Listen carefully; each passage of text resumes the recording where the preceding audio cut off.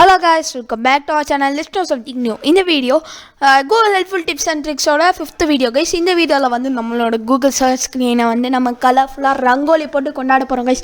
Eppadi pathina Google search area la poi neenga holy search panna holy search பண்ணிட்ட அப்புறம் இங்க சைடுல பாத்தீங்கன்னா ஹோலி பத்தி இந்த சைடு இன்ஃபர்மேஷன் கொடுத்து அங்க பாத்தீங்கன்னா ஒரு பிளேட் மேல ரங்கோலி பவுடர்லாம் இருக்கிற மாதிரி